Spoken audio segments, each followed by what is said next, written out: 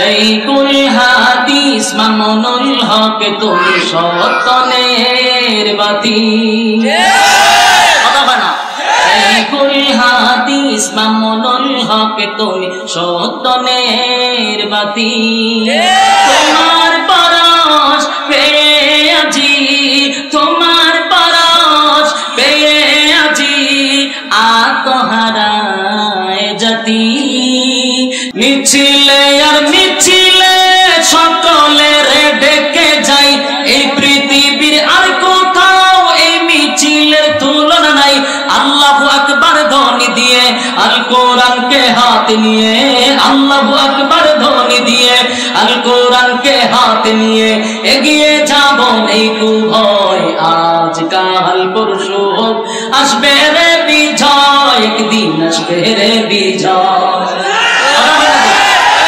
আজ কাল পরশু আসবে রে বিজয় একদিন আসবে রে বিজয় কালেমার সঙ্গীন হাতে নিয়ে বাদার সাগর পাড়ি দিয়ে কালেমার সঙ্গীন হাতে নিয়ে বাদার সাগর পাড়ি দিয়ে এগিয়ে যাব নিকু ভয় আজ কাল পরশু আসবে রে বিজয় একদিন আসবে রে বিজয় আমাদের এই পথ চলা থামবে না কোনদিন আমাদের এই পথ চলা থামবে না কোনদিন এভাবেই একদিন উঠবে বেঁধে আমাদের বিজয় বিন যতই বাধায় আসুক না কখনো পিছু হাঁটবো না যতই বাধায় আসুক না কখনো পিছু হাঁটবো না আমরা মুজাহিদ অকুত ভয় আজ কাল পরশু আসবে রে বিজয় একদিন আসবে রে বিজয় কাল পরশু আসবে রে বিজয় একদিন আসবে রে বিজয় মিছিলে আর মিছিলে সকলের ডেকে যাই এই পৃথিবীর আর কোথাও এই মিছিলের তুলনা নাই আল্লাহু আকবার ধ্বনি দিয়ে আল কোরআনকে হাতে নিয়ে আল্লাহু আকবার ধ্বনি দিয়ে আল কোরআনকে হাতে নিয়ে এগিয়ে যাব এই ভয় আজ কাল পরশু আসবে রে বিজয় একদিন আসবে রে বিজয়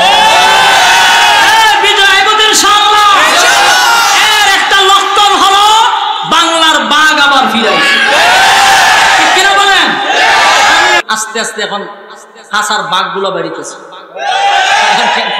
দেখছেন নি আরে বাপরে বাবা আমি অবাক হয়ে গেছি 3টা বছর জেল কাটার পরে ভাবছিলাম যে মনে হুজুর একটু নরম সব মনে সব ইমানের জজবা আরো 5 গুণ বাড়ছে বাস্তব না বাস্তব বাইরে যে বক্তব্য দিছে রাম বান্দের ভিতরে কম্পন শুরু হয়ে গেছে আরে মানে এটা তো বাঘ এটা তো খাঁচার ভিতরে বন্দি আছি বন্দি অবস্থায় লেঙ্গুলো ধরে হলো কবল লীলা বাইরে ফিরা দেখ বাইরে চিনি পুরা বক্তব্যটা আমি শুনছি পশম দাঁড়ায় গেছে বক্তব্য কিনা যে বিন্দু পরিমাণ বেচারা অনুতপ্ত না বাতিলের কাছে মাথা নত করনেওয়ালা নয় শাইখুল হাদিস ইবনে শাইখুল কারীম ইবনে কারীম সাধারণ কোন সন্তান না আল্লাহ তাআলা হুজুরের হায়াতে আমলে বরকত দান করুক আমিন ঈমান এর জজবা আরো বেড়ে গেছে সম্মানিত সুধী তাহলে সমস্ত নবীওয়ালা কাজ এটা সহজ না কঠিন এর মধ্যে একজন নবীর নাম হলো ইউনুস আলাইহিস সালাতু ওয়াস সালাম যার উপাধি হলো মাছওয়ালা যার উপাধি হলো এই ইউনুস নবী তার উম্মতকে দাওয়াত দিয়েছে প্রায় 40 বছর কত বছর 40 বছর শুধু দাওয়াত দিয়েছে 40 বছর দাওয়াত দিয়েছে 4 লক্ষ মানুষের নবী ছিল উনি নিনওয়া নামক একটা শহরে উনি বসবাস করতেন ওখানকার সংখ্যা ছিল প্রায় 4 লক্ষ এই 4 লক্ষ মানুষকে উদ্দেশ্য করে প্রায় 40টা বছর তাদের দ্বারে দ্বারে ঘরে ঘুরছে বিনিময়ে লাঞ্ছিত অপমানিত রক্তাক্ত টানা কত বছর 40 বছর দাওয়াত দিয়া একটা মানুষও কালেমা পড়ে নাই হাজিরি নাউজুবিল্লাহ কত বছর দাওয়াত দিছে 40 বছর দাওয়াত দিয়া কালেমা পড়ছে কয়জন একজনও না 40 বছর দাওয়াত দিকে মায়ের খাইলো, রক্তাক্ত হইল, কালেমা পড়ছেন একজন। শেষে উনি অসন্তুষ্ট হইলেন উম্মতের প্রতি। অসন্তুষ্ট হইয়া আল্লাহর কাছে বিচার দিয়ে দিয়েছে, আল্লাহ 40টা বছর আমি দাওয়াত দিলাম, আমাদের মারলো, রক্তাক্ত করলো, আফসোস হলো একটা মানুষ কালেমা পড়লো না, এই জাতির ব্যাপারে আমি অসন্তুষ্ট, বাকিটা আমার বিচারে দিল। আল্লাহ এবার বিচার যেহেতু আমার দ্বারা দিয়ে দিচ্ছে, একটা ব্যবস্থা নিতেই হবে। যাও এদেরকে গিয়ে বলো এদের উপরে গজব আসবে। ইউনূস নবীকে হোক 40 বছর দাওয়াত দিছি, তোমরা আমার মারলা, বেজ্জতি করলা, বিনিময়ে একটা মানুষের কালেমা পড়লাম। এবার শোনো, আমার আল্লাহ ঘোষণা দিছে তোমরা উপরে গজব হবে। এই গজব আসবে এই কথাটা বলার পরে তো তাদের ভিতরে ভয় ঢোকার দরকার ছিল। ভয় আমার কথা না, কথা হয় না, ভয় আসার কথা। এরা উল্টা কবে আইব, দিন তারিখ কই না করে, দিন তারিখ বলেন কবে আসবে, আমরা প্রস্তুত। নাউজুবিল্লাহ। চিন্তা করেনি তারে কি পরিমাণ শয়তানে লড়াইছে। ভয় পাবে তো দূরের কথা, উল্টা কবে আইব, দিন তারিখ কম। ইউনূস নবী কই সর্বনাশ সর্বনাশ, হয়তো ভাইলই না, আরো দিন তারিখ চায়। আল্লাহর কাছে আবার বিচার দিলেন, আল্লাহ এরা গজব, এরা ধ্বংস হবে, এরা আমার কাছে তারিখ চায়, কবে দিবেন এটা কয়ে লিখতেন। আল্লাহ তারিখ চাই বলো কি এখন 3 দিনের ভিতরে এরা ধ্বংস করুন। 3 দিন সময় দিচ্ছে, কয়দিন? ইউনূস আলাইহিস সালাতু ওয়াস সালাম গিয়া কয়ো আল্লাহর পক্ষ থেকে বলা হয়েছে তোমরা যে তারিখ চাইছো মাত্র 3 দিন সময় দিচ্ছে, 3 দিনের ভিতরে গজব দিয়া তোমাদেরকে ধ্বংস করো। এরা হয় কোনো অসুবিধা না, আমরা পুরনো প্রস্তুত নিয়ে রাখছি, টেনশন করে না, আমরা আছি। এরা ভয় পাইছে, এদের ভিতরে ভয় নেই। অথচ একটা ঠাড়া বললে আমরা কি পরিমাণ ভয় লাগে, কথা হয় না দি। কালকে আমি 4 বার কালেমা পড়ছি, যে কোনো একটা কারণে 4 বার কালেমা পড়ছি, আমি শেষ। আল্লাহ পড়তে পড়তে আমার গলা শুয়ে গেছে, কারণ কালকে আমি রাত্রে গাড়ি চালাই গেছি বাড়িতে, এমন বৃষ্টি আর তুফান শুরু হয়েছে, মানে ভয়াবহ অবস্থা। আর বাতাসে বোঝা যায় বৃষ্টির পানি না, বালতি দিয়ে আমার ইয়ের উপরে পানি মারে গাড়ির মধ্যে। ড্রাইভার না, আমি নিজে ড্রাইভিং করতেছি, গাড়ির মধ্যে শুধু আমি একা, এও হাইওয়ে রোডের মধ্যে, চতুর্দিকে কোনো বাড়ি ঘরও নাই। ভয়টা কেমন লাগবে? ভয় হইলো সামনে যে গাড়ি একটা আমি তো দেখি না, পিছনের গাড়িও দেখি না। এমন আমি লাইলাম ঘোরা শুরু করছি, আমি সে লক্ষণ খুব খারাপ। গাড়িতে কোন দিকে যাইতে আমি রাস্তায় দেখতেছি, ব্রেক করে দাঁড়ায় রাখছি মাইস রোডে বরাবর। অহন রোডে তো দাঁড়ায় 4টা গাড়ি দিত আমাদের। হঠাৎ করে সাইড দিয়ে সব বলা, আমি মাইস রোডে দাঁড়াইছি, তাড়াতাড়ি আমি গাড়ি সাইডে নিচ্ছি। ভয়াবহ পরিস্থিতি। এরকম একটা শব্দ শুই না, বৃষ্টি ঝড় তুফান দেখে আমরা ভিতরে ভাঙি। আর হেরারে পয়গম্বরে ডাইরেক্ট বলতেছে দিন তারিখ একেবারে ফিক্সড করা হয়েছে, আগামী এতদিন পরে গজব আসবে, তোমরা ধ্বংস হবে। ভয় পাওয়ার কথা না, এরার ভিতরে বই না। পয়গম্বর বই সব বনাশি তারা শয়তানে তুরাতুরি লড়াইছে না, খুব বেশি লড়াইছে। পয়গম্বর ইউনূস তার বিবি এবং 2 সন্তান লইয়া এলাকা ছাইরা দিয়ে গেছে, তোরা থাক, গজবে তোরা ধ্বংস করুক, আমি যাই। 40 বছর তোরা দাওয়াত দিছি, তোরা মানুষ হচ্ছে, অন আল্লাহ তোরা ধরবো, আমি যাই। ইউনূস নবী তার স্ত্রী এবং 2 সন্তান নিয়ে চলে গেল গ্রাম ছাইরা, মনে করেন জেলা ছাইরা আরেক জেলা গেছে। অনেক দিন গেছে, আর গেছে কদিন? 2 দিন দিয়ে আইছে, 3 দিন। যেদিন গজব আসবে এর আগের দিন রাত্রে এরা চিন্তা করে গেছে যে ঘটনাটা কি, যদি গজব আইসা পড়ে। এখানকার মানুষের মধ্যে কিছু মাতব্বর থাকে না, জ্ঞানী মানুষ তো থাকে। এরা সবাই নিয়ে বসছে আর বললো, শোনো, 40 বছর টানা ইউনূস আমাদের কাছে তার একত্ববাদী খোদার দাওয়াত দিছে, আমরা তার সঙ্গে টিটকারি মস্কারি করছি, তারা মারধর করছি, রক্তাক্ত করছি, লাঞ্ছিত করছি, অপমানিত করছি, কালেমার দাওয়াত তো আমরা গ্রহণ করিই নাই। কোনদিন সে গজবের কথা বলে নাই। এত বছর পরে আমাদেরকে বলছে গজব আসবে, এরপর আমরা দিন তারিখ বলছি, সে দিন তারিখ আমাদেরকে বলে গেছে, এখন মাত্র আছে একদিন। কারণ আমরা যে ফুডাঙ্গি দেখাইতেছি, বেডাগিরি দেখাইতেছি, আর যদি এসে পড়ে মনে করে ইউনূসে যা বলছে তা যদি সত্য হয়ে যায়, আমাদের করণীয় কি? কথা তো ঠিক, এটা তো একবারও চিন্তা করছে। যদি এদের মধ্যে একজন লোক ছিল, এই লোকটা গ্রাজুয়েট লোক, শিক্ষিত, পড়ালেখা করছে। এখন শুনো, আমি কিছু লেখাপড়া করছি, আমি অন্যান্য নবীদের ইতিহাস পড়ছি। যখন গজব আসতো তখন নবীরা এই এলাকা ছাইরা অন্য কোথাও চলে যেত। হয় যদি ইউনুস এলাকার ভিতরে থাকে তাহলে 100% গজব আসবে না, আর যদি এলাকার ভিতরে ইউনুস না থাকে তাহলে বুঝে নিবা 100% গজব আসবে, অপেক্ষা করো। ভিতরে একটা বয় ঢুকছিনি, মেরা হয়তো একটা কাজ করো, আমরা পক্ষ থেকে 4-5 জন যাও, পুরার এলাকাটা তালাশ করো, ইউনুস কোথায় আছে। এরা চতুর্দিক দিয়ে ইউনুস নবীরা তালাশ করছে, কোথাও ইউনুস নবী নাই। বলে তো কথা ঠিক হই, গজব আসলে নবীরা থাকে না। এখন গিয়া কইও পুরানা কিশোরগঞ্জ থানা তালাশ করতে পেরেছি, কোথাও বাদ রাখছে। তো তাহলে কি বোঝা যায়? বোঝা যায় গজব আসবে। এটার ভিতরে ভয় পুরা মাত্রা ঢুকছে। ঘটনা তো সব আমরা যত বেটাগিরি দেখাইছি গজব তাই বলতে বলতে রাত পোহালো, সকাল হয়ে গেল। তার মানে তৃতীয় দিন শুরু, গজবের দিন। যেই সকাল হয়েছে এরা তাকায় দেখে আকাশের রং স্বাভাবিক না, অস্বাভাবিক, রং পরিবর্তন হয়ে গেছে। আমরা সবসময় আকাশের রং দেখি কিরকম, সবুজ। হঠাৎ করে যদি দেখেন লাল হয়ে গেছে সব, ভয় লাগবো নি? এরকম রং পরিবর্তন হয়ে গেছে এবং একটা বিকট আওয়াজ আসতেছে। যত সময় যাচ্ছে আওয়াজটা বিকট থেকে বিকট হইতেছে। বলুন, এরা বুঝতে পারছিনি গজব আসবে? আল্লাহ কথা বলে দিই, এরা বুঝালিছিল গজব আসতেছে, লক্ষণ খারাপ।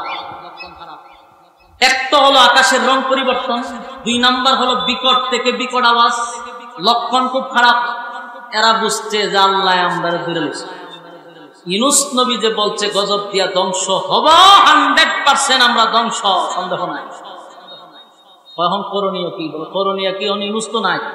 ইউনুস থাকলে দৌড়ে যাইতাম, গিয়া হাওয়া তোদের মাফক চাইলিতাম। ইউনুস তো নাই, এখন করণীয় কি? বলে আমরা যা পারি তাই করি। সব মানুষ ঘর থেকে বাইরে মাঠে আসছে, আমনের মতো আইয়া কান্নাকাটি শুরু করছে। এমন কান্না শুরু করছে, এরা নিজেরা অনুতপ্ত, আমাদের অপরাধের জন্য আমরাই দায়ী। কি করছে? কান্না শুরু করছে। আল্লাহ রাব্বুল আলামিন বলেন, ওয়াজান্নুন, মাছওয়ালার ঘটনা আমি বলতেছি, তোমরা মনোযোগ দিয়ে শোনো। মাছওয়ালার উম্মতেরা নিজেরাই যখন বুঝতে পারলো বাঁচার কোনো সুযোগ নাই, ইউনুস যদি থাকতো তার হাতে পায়ে ধরে আমরা ক্ষমা চাইতাম। এমনকি আমরা বলতাম, ইউনুস আমরা অন্যায় করছি, অপরাধ করছি, তোমার হাতে কালেমা করে আমরা ঈমান আনব। কিন্তু সুযোগ তো নাই, ইউনুসকে কোথাও পাওয়া যায় না।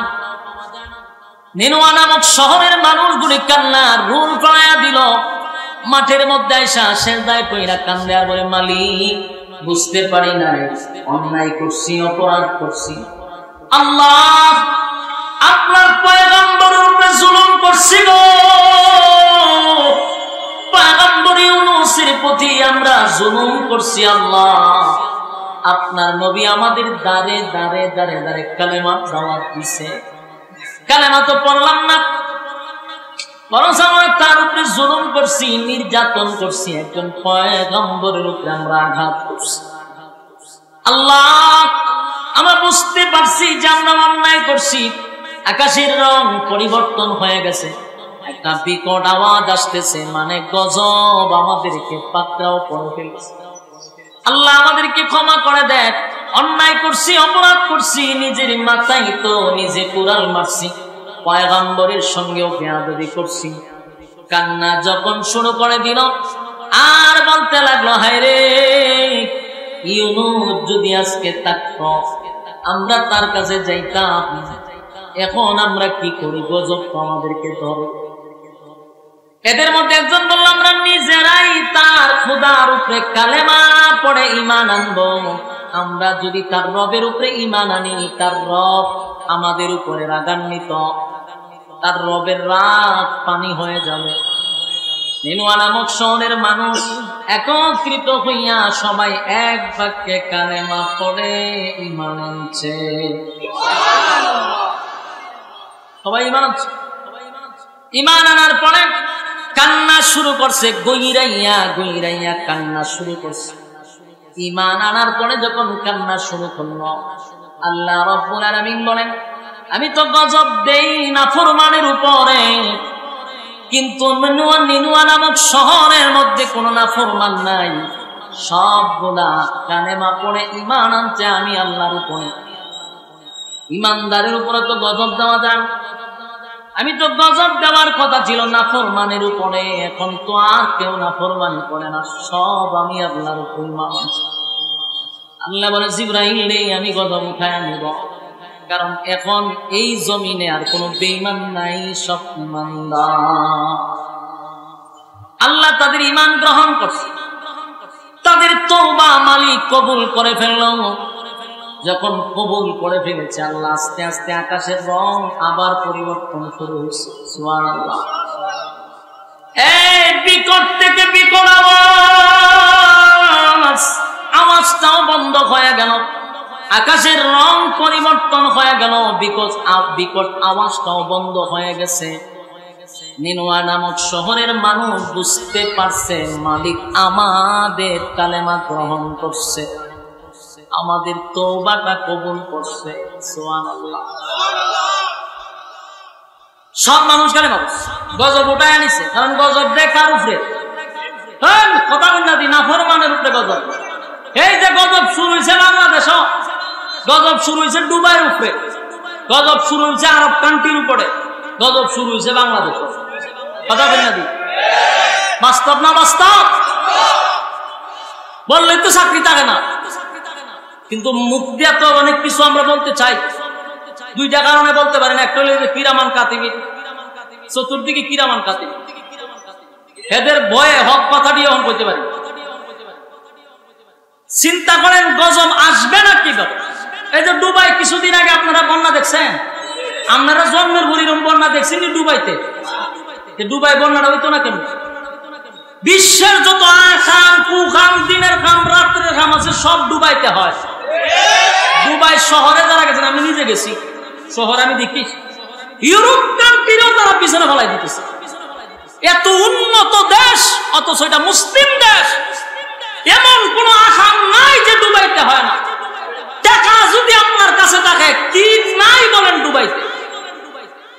এইদিকে ফিলিস্তিনের মুসলমান মরতেছে আর আনন্দ ফুর্তি করে। গুনাহ এমন কোন গুনাহ নাই যে দুবাইতে হয় না। আল্লাহ ধরছেনি, কথা বল, ধরছেনি, পাকড়াও করছে, এমন সাইজ করা করছে আল্লাহ। এরা জন্মের পরে এরকম বৃষ্টি আর এরকম বন্যা দেখছি, মানে সাইজ করছে। নদী দিয়া যেইভাবে নৌকা বাসে, এরা হাই রুট দিয়া প্রাইভেট কার এইভাবে বাসতে বাসতে গেছে। আল্লাহ ধরছে, বলবেন ওই হন দেখছি সৌদিরে ধরছে, ধরতো না দেখি তাও কি আহাম কোহাম কম করেনি না? দিন না দেন না, তাকায়া দেখেন আজকের ফিলিস্তিনের মুসলমানদেরকে মারতেছে। আরবরা কি করে? আরবরা করছে না কি ভূমিকাটা রাখছে বলে? এরা যদি তেল খালি বন্ধ করে দেয়, পৃথিবী সব অসল। কথা হয় না? রামদের সাথে এদের ভালো সম্পর্ক, নবীর দুশ্মনের সাথে তাদের ভালো সম্পর্ক, এই জন্য আল্লাহ ধরছে। আল্লাহ যদি পাকড়াও করে উপায় নাই। বাংলাদেশে ধরতো না কেমন? বাংলাদেশে কি আহাম কুহাম কম হয়?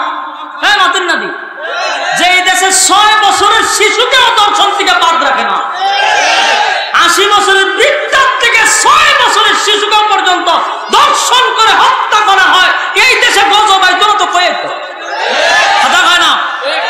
মিথ্যা মামলা দিয়ে আলেম ওলামাদেরকে সাইড দেওয়ালের ভিতরে বন্দী করে যেই দেশে রাখা হয়, গজব আইতো না তাই তো কথা হয় না? এর লিগে কই সাবধান, আহাম কুহাম অতিরিক্ত হওয়ার কারণে অনাবৃষ্টি দিয়ে আল্লাহ আমাদেরকে শেষ করতেছে। যেই সময় বৃষ্টি হওয়ার কথা, সময় বৃষ্টি হচ্ছে না। যে সময় বৃষ্টির দরকার নাই, এই সময় এমন বৃষ্টি হয় যে মানুষের ঘর বাড়ি চলে যায়। এইগুলা গজব। এগুলা কি বুঝেন না? অনাবৃষ্টি এটা আমাদের জন্য আল্লাহ নারাজ আমাদের উপর, কারণ জমিনে গুনাহ হচ্ছে। কোন গুনাহটা নাই এখন সোনার বাংলাদেশে? আমরা কম কোন গুনাহটা নাই বলে? বাংলাদেশে গুনাহ কম? আখাম কুখাম দিনের খাম রাত্রের খাম, কোন খাম কি বাংলাদেশে বাদ আছে? এই জন্য আমরা নামাজ পড়ি বৃষ্টির জন্য, আপনারা মসজিদও খান্দেন, আলেমরা মাহফিল করাইতেছে, খান্দাইতেছে, চোখের পানি ছাড়তেছে যে আল্লাহ বৃষ্টি দেন, বৃষ্টি দেন। প্রায় সময় বলি, আরে উলামায়ে কেরাম কানলে কি হবে, জনগণ কানলে কি হবে? অপরাধ কি উলামায়ে কেরাম করতেছে? অপরাধ কি জনগণ করতেছে? আমি তো এই কথা বলি যে যদি তওবা করতে হয় 300 এমপি সহ প্রধানমন্ত্রী সহ তওবা করতে হবে। প্রধানমন্ত্রী তাদেরকে নিয়ে পার্লামেন্টে চোখের পানি ছেড়ে দিয়ে আল্লাহর দরবারে যদি তওবা করে, খোদার কসম গজব দূর হয়ে যাবে। তওবা আমরা করি তোদের দরদে দরদি হইয়া, তোদের আখাম কুখাম ডাকার জন্য উলামায়ে কেরাম কান্দে, তোদের আখামের জন্য জমিনে গজব আসে, আর আমাদের উলামায়ে কেরাম কান্দাকাটি কইরা আল্লাহর দরবার থেকে মেঘলামা। তোরা আখাম করস, উচিত ছিল তোরা তওবা করা, উচিত ছিল প্রশাসন তওবা করা, উচিত ছিল দেশের প্রধানমন্ত্রী তওবা করা। গোড়ায় আলেম ওলামা। এরপরও আমাদেরকে সাধুবাদ তো দূরের কথা, আরো টিটকারি মস্কারি বাস্তব না অবস্থা। এই জাতির আল্লাহ গজব দিত না, দেখি তো যেই জায়গাতে গুনাহ হয় আল্লাহ সেই জায়গাতে গজব দেয়। নিনওয়া নামক শহরের মানুষ পাপ করতে করতে করতে 40 বছর নবীর এরা জ্বালাইছে, মারছে, আল্লাহ গজব দিবে। কিন্তু এখন সবাই কালেমা পড়েছে, সবাই ঈমান আনছে, নাফরমানি ছেড়ে দিছে, আল্লাহ গজব উঠায় আনছে। এর দ্বারা কি শিখলেন? এখনো যদি বাংলাদেশে গুনাহ ছেড়ে দেয়, যদি মানুষ তওবা করে, আল্লাহ গজব উঠায় নেবে। কথা বলেন না দি? নিনওয়া নামক শহরে 4 লক্ষ মানুষ কালেমা করছে, তওবা করছে, আল্লাহ গ্রহণ করছে, গজব উঠায় নিছে। কিন্তু গজব উঠায় নিছে সাহেব। হযরত ইউনূস নবী তার এই কাহিনী জান না, ইউনূস নবী তো অনেক দূরে। তো এই মনে করেন কিশোরগঞ্জের একজন লোক ঢাকায় গিয়া মনে করেন বললো যে হুজুর, আপনি যে কইলেন কিশোরগঞ্জের মানুষকে আল্লাহ একেবারে মাটির সাথে মিশাই দিব, ধ্বংস করে দিব, মানুষ সব মারা যাবে। ও আমি জানি কিশোরগঞ্জ থেকে আইলাম, যেরকম আছি এরকম, কোন গজব হয়েছে না, কেউ মরছেও না, কোন সমস্যা হয়েছে না। ওই নিনওয়া নামক শহর থেকে একজন মানুষ ইউনূস নবীর সঙ্গে সাক্ষাৎ হয়েছে, বলতেছে যে আপনি যে বললেন যে ওই শহরের মানুষ সব ধ্বংস হয়ে যাবে, আল্লাহ গজব দিব। ও আমি যখন খালি এলাম, গজব টজব নাই, কেউ মরছেও না, কেউ ধ্বংস হয়েছে। ইউনূস নবী ঘটে কি টাকা, কিন্তু এই লোকে একবারও কয় না যে তারা কালেমা ভরে মানাচ্ছে। কথাটা বুঝছেন নি? এই কথা কইলে কি সমস্যার সমাধান হয়ে যাবে? এই কথা কয়। আমি যে গিয়া এখন দেখতে এলাম, কোন গজবও নাই, মানুষও ধ্বংস হয়েছে না আগের মতো। আপনি এটি কেড়ে কইলেন? ইউনূস নবী কয় সর্বনাশ, যেই জাতি 40 বছর দাওয়াত দিলাম, আমার মারলো, লাঞ্ছিত করলো, অপমানিত করলো, গজবের দিন তারিখ দিলাম, গজব আইলো না, এখন যদি আমি যাই আমার মারি দেবে। কারণ দিনের দাওয়াত দিতে গিয়ে মারি খাইছি, এরপরে এরা দিন তারিখ চাইছে, গজবের দিন তারিখ দিয়েছে, এখন যে গজব আইছে না, এরা মরছে না। আমি যদি শহরে ঢুকি কইব এ মিয়া আমরা হুমকি দিলা কেন, মারবনি? ইউনূস নবী আমার জানে মারিলে। ইউনূস নবী সিদ্ধান্ত নিছে এই শহরে আর যাইব না, সব বনা আমি আর যাই না। যেই জাতি আরেন গেছে না জানেন না,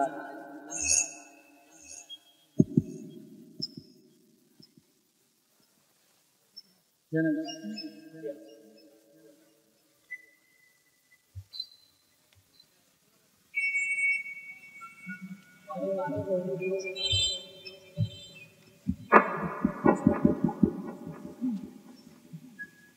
ইউনূস আলাইহিস সালাতু ওয়াস সালাম সিদ্ধান্ত কি নিছে? উনি আর এই শহরে যাবে না, তুমি আমি মেরিলে বাবা। এই যে উনি যাবে না, এটা কি আল্লাহর সিদ্ধান্ত না ওনার ব্যক্তিগত সিদ্ধান্ত? এটা ওনার ব্যক্তিগত সিদ্ধান্ত। উনি কয় আমি গেলে আমার এরা মারবো, সুতরাং আমি আর এই গ্রামেই ঢুকবো না। এই সিদ্ধান্তটা ওনার একান্ত ব্যক্তিগত, এটা আল্লাহর পক্ষ থেকে না। আর ওনার ব্যক্তিগত সিদ্ধান্তের কারণে আল্লাহ এই সিদ্ধান্তটার উপরে খুশি হন নাই। আল্লাহ এই সিদ্ধান্তের উপরে কি হয়েছে না, উনি ব্যক্তিগত সিদ্ধান্ত নিয়া বলল যে আমি দেশ ছেড়ে, এখন আগে তো ইসলাম একটা জেলার ভিতরে, দেশটাই আমি ছেড়ে দিই, দেশ ছেড়ে আমি বিদেশ যাবো গা, ই এলাকাতে রাখবো। এটা ওনার ব্যক্তিগত সিদ্ধান্ত। ওনার স্ত্রী এবং ওনার 2 ছেলে লইয়া যখন উনি দেশ ছেড়ে বিদেশ যাওয়ার সিদ্ধান্ত নিছে, আল্লাহর কাছে এটা মোটেও পছন্দ হয়েছে। উনি মনে করছে আমার তো এটার অপরাধ না, আমি আর 40 বছর দাওয়াত দিছি, এরা কালেমা পড়ছে না, আল্লাহর কাছে গজবের কথা বলছি, আল্লাহই কইল 3 দিন পরে গজব দিব, এখন গজব দিছে না, তো দোষ আমার কিটা? মানে এর কাছে আমি কালা রয়েছি না, আমি গেলে তো আমার মারবো, সুতরাং আমার উচিত দেশ ছেড়ে দেওয়া। উনি নিজের থেকে সিদ্ধান্ত নিয়ে দেশ ছেড়ে বিদেশ যাওয়ার সিদ্ধান্ত নিয়েছে, কিন্তু আল্লাহ পছন্দ করে নাই বিদেশ ওনারা ধরে নিছে। ওনার আল্লাহকে ছেড়ে দিছে না পাকড়াও করছে? আল্লাহ পাকড়াও করে নিছে। আল্লাহ রাব্বুল আলামিন বলেন ওয়ালার ঘটনা তোমরা শোনো। ইউনূস আলাইহিস সালাতু ওয়াস সালাম ওনার স্ত্রী এবং দুইটা সন্তান লইয়া দেশ ছেড়ে বিদেশ যাওয়ার একটা সিদ্ধান্ত নিল। ইউনূস নবীর এই সিদ্ধান্তের উপরে মালিক কোনো সময় খুশি হন নাই। আল্লাহ রাব্বুল আলামিন খুশি না হওয়ার কারণে ওনারে পাকড়াও করছে। উনি ওনার স্ত্রী লইয়া সন্তান লইয়া যখন বিদেশ যাবে, রাস্তার মধ্যে কিছু বকাটে লোক ওনারা পেয়েছে। বকাটে লোক বুঝুননি? চরিত্র খারাপ, আউল ফাউল কিছু লোক থাকে না, এদেরকে বকাটে বল। রাস্তার মধ্যে আটকায় বলতেছে, হুজুর আপনি আর আপনার সন্তান লিয়ে যান, কিন্তু আপনার বোর্ডারে দিয়ে যান না। নাউযুবিল্লাহ, শুনি বোর্ডারে দিয়ে যান না। ইউনূস নবী আমি একজন পয়গম্বর, উনি আমার স্ত্রী, তোমরা কি থাকো বলে হ, কিন্তু আমরা হুজুর আপনার ওয়াজ না, আমরা সুস্থ না, আপনি সুজা যান, বোর্ডারে দিয়ে যান, এটা আমরা বসের অর্ডার। এখন দেখতেছে তারা এমন অবস্থা শুরু করতেছে যে উনার বিবিরে রাখবে, এদেরকে মার করবে। উনার বিবি বলল যে স্বামী আপনি আপনার গন্তব্যে চলে যান, আমাকে আল্লাহর উপরে ছেড়ে দেন, আমার ইজ্জতের হেফাজত আল্লাহ করবে। ইউনূস নবী ওনার বিবিরে এই বকাটাদের হাতে দিয়া ওই যাওয়া শুরু করছে। ওনার দুই ছেলে লোক ইয়াদ রাখেন, দর্শিনী আল্লাহ কথা পান, পাকড়াও খালি শুরু হয়েছে। মাছওয়ালার ঘটনা বর্ণনা করতেছে। ইউনূস আলাইহিস সালাতু ওয়াস সালামের বিবিরে বকাটে রাখতেছে, আরে আল্লাহ পাকড়াও করা শুরু করছে। দইরা লইছে, কিন্তু ধরা শুরু হইছে, খালি বিবি আটকাইছে। কিছুক্ষণ যাওয়ার পরে দেশ ছেড়ে বিদেশ যাবে। দেশ ছেড়ে বিদেশ যাবে, মাঝখানে একটা নদী অতিক্রম করে যেতে হয়। নদীটা একটু পার হইয়া পরে জাহাজ গিয়ে উঠবে। চিন্তা করলো এটা বাড়িতে গেল তো দুই ছেলের একসাথে নিয়ে পার হওয়া সম্ভব না। একজনটা রাখছে নদীর পারে, আর একজনটা কুলে নিয়ে জাহাজে উঠবে। এমন সময় এক মাছ আবার চলে গেছে। হ্যাঁ, কথা বুঝতেছেন না? আমার ছোট বাচ্চাটারে কাফা দিয়া মাছ লয়ে গেছে, ধরছিনি আল্লাহ। কথা কই না? সিদ্ধান্ত কি আল্লাহর পক্ষ থেকে না উনি ব্যক্তিগত সিদ্ধান্ত নিয়েছিল? এই ব্যক্তিগত সিদ্ধান্ত নেওয়ার কারণে আল্লাহ বেজা ধরে নিয়েছে। এখন উনি চিন্তা হলো ছেলে দিলে গেল গা, দৌড়ায় গেছে বড় ছেলেটাকে ধরার জন্য। বড় ছেলেটাকে ধরতে ধরতে একটা বাঘে লইয়া দৌড় মারছে। কিতা বুঝেন? ধরছিনি আল্লাহ। কথা দিয়ে না, বিরক্ত লাগতেছি না আপনারা? ছোট ছেলেটারে তাফা দিয়া মাছে নিল, আর বড় ছেলেটারে বাগে নিয়ে গেছে। বিবিটারে বকাটে আটকাই দিছে। উনি করছিনি মুসিবত, আল্লাহ পাকড়াও করছিনি। সিদ্ধান্ত আল্লাহর না ওনার ব্যক্তিগত ছিল। উনি বারাক্রান্ত মন নিয়ে, মনটা খুব খারাপ, বিবিও হারাইলো, দুটো বাচ্চা হারাইল, কিন্তু সিদ্ধান্ত চেঞ্জ করেন। উনি দেশ ছেড়ে দিবে। এখন উনি গিয়া যাত্রীবাহী জাহাজে উঠছে। এই জাহাজ দিয়া দেশ ছেড়ে আরেক দেশে যাবে। ইউনূস আলাইহিস সালাতু ওয়াস সালাম যখন নদী পার হইয়া যাত্রীবাহী জাহাজে উনি ভ্রমণ করলেন, এমত অবস্থায় জাহাজ তার যাত্রী নিয়ে যখন গন্তব্যের উদ্যোগে রওনা দিল, মাঝখানে গিয়ে এখন জাহাজের জায়গা এক জায়গা ঘুরতেছে। কেমন যারা যাত্রী আছে না, ঘটনা কি তা প্রতিদিন আমরা যাই, সপ্তাহে একবার হইলে আমরা যাই, এরকম তো কোনোদিন করছি। অহন্তি জাহাজ সাগরের মাঝখানে গুলো, জাহাজ সাগরের মাঝখানেই ঘুরতেছে। কোন লোক আছে যে কোন ধরনের অপরাধ করছে, যার কারণে আজকে আমরা এই মুসিবত। এখন কি করণীয়? করণীয় হইল লোক বেশি উঠে গেছে, দুই একজন উড়াইয়া ভানি ফেলাইছিল, তৈলে গিয়া জাহাজ যদি ঠিক হয়। সবাই মরা তো লাভ নাই। না না, সবাই মরতে দেবে, দুই একজন মরুক। কেনা মরবা প্রস্তুত নেও, না এটা সম্ভব না। আচ্ছা কোন চান আপনারা এখানে যারা সবাই বসে, সবাই তো জাহাজ ওঠেন, আর আমি গেলে দুই একজন লাভ দেন সাগরে, কেউ রাজি হইব? এখন এরা হয়তো দুই একজন তো লাভ দিতে বলে তো জাহাজ চলবে না, হয়তো হল তো আলাপ বাদ দেন নিয়ে কেন জাপ দিব, কেউ কি জাপ দিতে রাজি? ওগুলো করণীয় কি? লটারি দেয়, লটারি শুরু হয়েছে। লটারির মধ্যে যার নাম উঠবে তারা আমরা দৈরা সাগরে ফেলাই দেব।